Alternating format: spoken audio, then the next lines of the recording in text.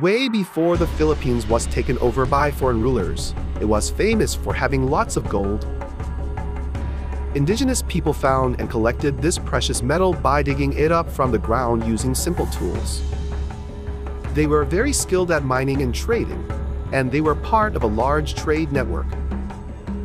The region was famously known as Suvernadvipag, which means islands of gold in Sanskrit.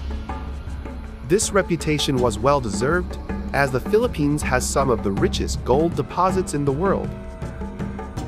But what has happened to the gold now?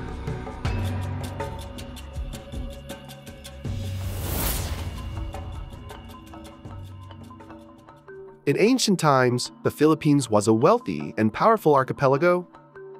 The people were active in trading with other countries, and many merchants from India, China, and the Middle East traveled to the Philippines to buy spices, ceramics, textiles, pearls, and especially gold. It is true that many islands in the Philippines are rich in gold, including Sumatra in Indonesia, which is famously known as Suvernadvipag, meaning land of gold. The people in the Philippines readily exploited natural resources between the 10th and 13th centuries. Two amazing cities, Butuan and Cebu, were bustling markets where people traded many goods. The people in Butuan were incredibly skilled at making beautiful jewelry and artifacts from gold. They had secret techniques that made their creations so stunning that people from faraway lands wanted them too.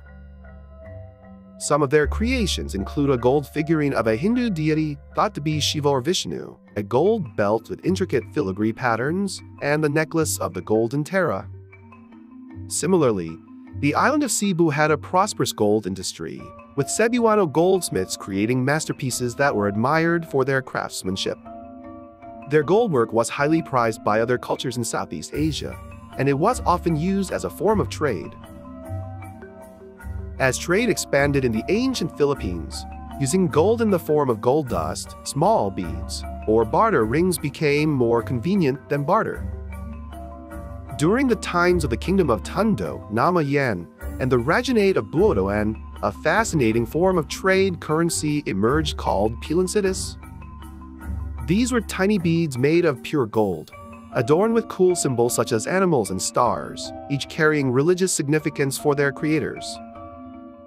Despite their small size, pilancitas held significant value and became a popular means of buying and selling goods.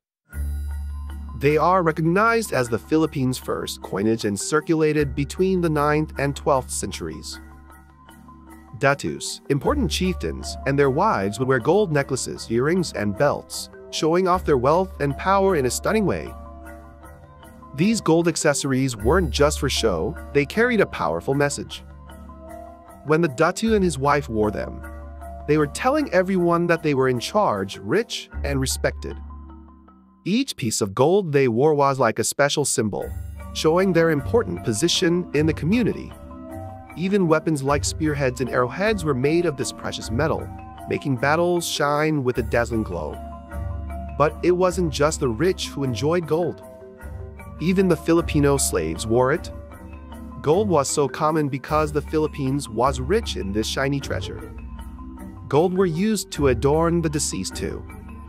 When someone important passed away in the Philippines, they would use gold to make special coverings for their eyes, nose, and mouth. These coverings were like beautiful masks made of precious gold. It was a way to honor and protect the person as they journeyed to the afterlife. Gold held profound spiritual significance for shamans and religious people. They offered it to gods and deities, created amulets and talismans for protection, adorned sacred spaces with gold, and used it to empower their rituals. Gold symbolized devotion and served as a powerful bridge between the material and spiritual realms, enriching their spiritual practices and beliefs. This is how the Philippines looked before, with plenty of gold in the islands during pre-colonial times, and this was a big reason why the Spanish wanted to conquer the islands. In 1521, Ferdinand Magellan and his crew were amazed by the gold jewelry worn by the people of Cebu. Magellan wrote that the people of Cebu had more gold than iron, and this was the first introduction to how wealthy the Philippines was in terms of gold for the King of Spain. In Europe, Gold was often used as a form of currency and was typically used to make coins or other small objects.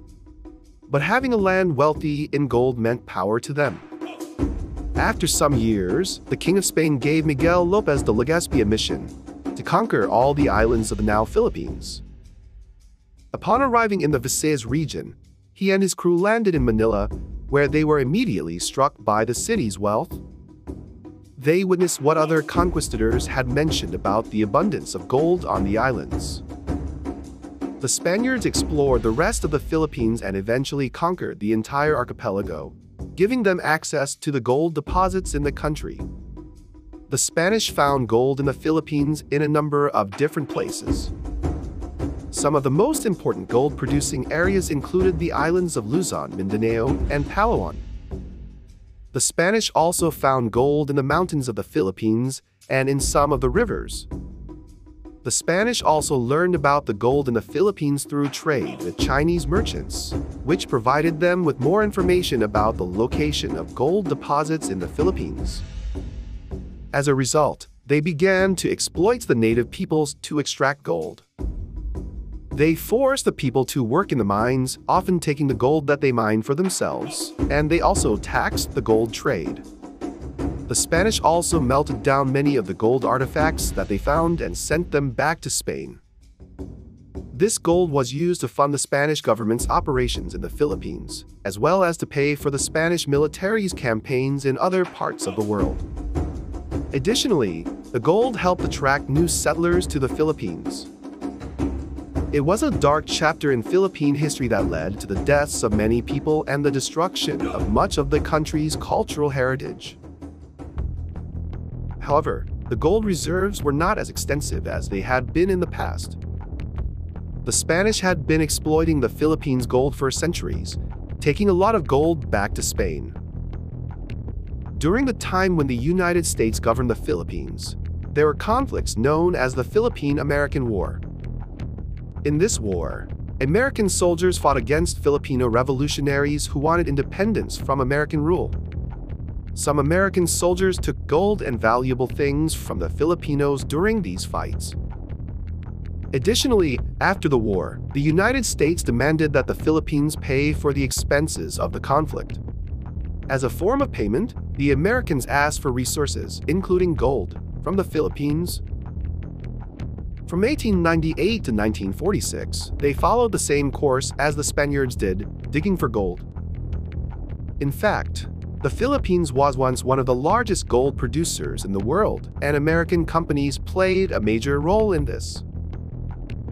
One of the most significant gold mining operations during this period was the Benguet Consolidated Mining Company, which was opened in 1903 in Benguet Province, located in the northern part of the Philippines.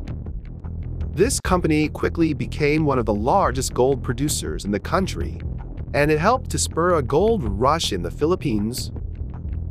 By the 1930s, the Philippines was producing over 1 million ounces of gold per year, and American companies accounted for most of this production. When World War II began, Japan occupied the Philippines from 1942 to 1945. During this time, they exploited the country's resources, including its gold reserves. The Japanese military was desperate for gold to finance its war effort, and they forced Filipino miners to work in the gold mines. The Japanese also looted gold from churches, temples, and other institutions in the Philippines. There is no reliable estimate of how much gold the Japanese mined in the Philippines during World War II. However, it is believed that they extracted a significant amount of gold, which helped to finance their war effort. One of the most well-known instances of Japanese gold mining in the Philippines is associated with the Yamashita's gold legend. General Tomoaki Yamashita, who was in charge of the Japanese forces in the Philippines, is rumored to have hidden large amounts of looted gold and other treasures in various locations across the Philippines.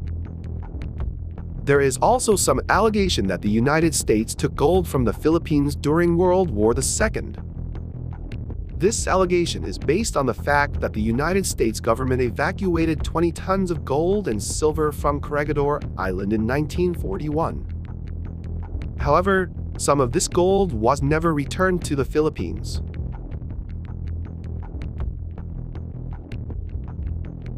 After the war, the Philippines faced a number of challenges, including political instability, economic problems, and a lack of investment in the mining industry.